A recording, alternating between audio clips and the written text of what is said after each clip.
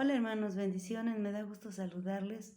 Vamos a iniciar la siguiente semana de Historia de la Iglesia y en esta semana vamos a ver en la lección 4 y 5 la culminación de este periodo. Recuerden que se ha hecho una división solo para que se facilite el estudio y en este último periodo encontramos que fue el periodo de las sombras o más oscuro en este periodo porque es cuando empiezan las persecuciones.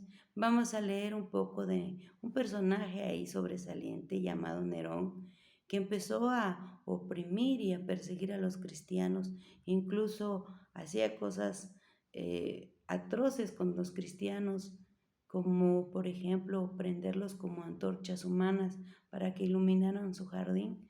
Eso es algo que nos lleva a ver cómo era ser cristiano en ese tiempo. Realmente se sufría por el cristianismo.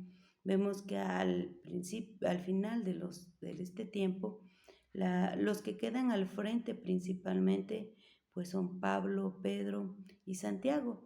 Había otras personas ahí que estuvieron impulsando y apoyando, quizás eran menos visibles, pero también hicieron posible que la historia de la iglesia continuara, aun cuando hubo tiempos que parecía que ya no había más para seguir. Entonces aparecen los padres apostólicos y vemos sus escritos y el volver a leer, el volver a escuchar o el volver a conocer, entonces lleva otra vez a seguir en esto de la historia de la iglesia.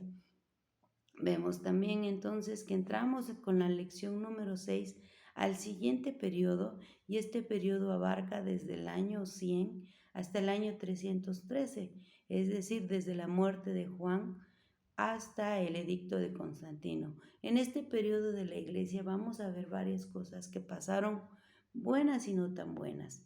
Sí, vamos a ver que al inicio hay persecuciones y vamos a ver cada una de ellas y cómo empieza a ser el periodo más oscuro de la iglesia. Si nosotros vemos a través de toda la historia, este es el periodo en el que la iglesia sufrió más, sufrió la persecución. El ser cristiano ya era a costa de la vida y muchos lo hicieron. Sí sufrieron por diferentes cuestiones. Una porque ellos decidieron apartarse totalmente del mundo, viviendo en un lugar donde Roma era un lugar donde había mucha libertad, si no es por decirlo libertinaje. Y entonces los cristianos se resistían a vivir esa vida que no agradaba a Dios. Y entonces empezaron a separarse más. Y eso los llevó a tener una imagen de exclusivistas y eso también dañó a los cristianos de tal manera que fueron perseguidos y fueron mudados se les dio muerte por ser tan radicales. Vamos a ver que al final de este periodo, lo vamos a ir viendo más adelante, pero con la llegada de Constantino al poder, al gobierno, fue algo bueno y no porque al principio los cristianos dejaron de sufrir, tuvieron algunos privilegios y se hace oficial la religión cristiana y eso fue bueno porque los ayudó, pero después cayeron en la comodidad, les gustó y entonces eso empezó a traer consecuencias que los llevó también después a practicar las mismas cosas que hacían los romanos.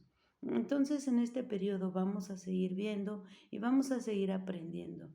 Le animo que lea, le recomendé algunos libros y sería bueno seguir leyendo. Nos vamos a documentar más. Es historia, por lo tanto hay bastante que aprender y bastante que conocer.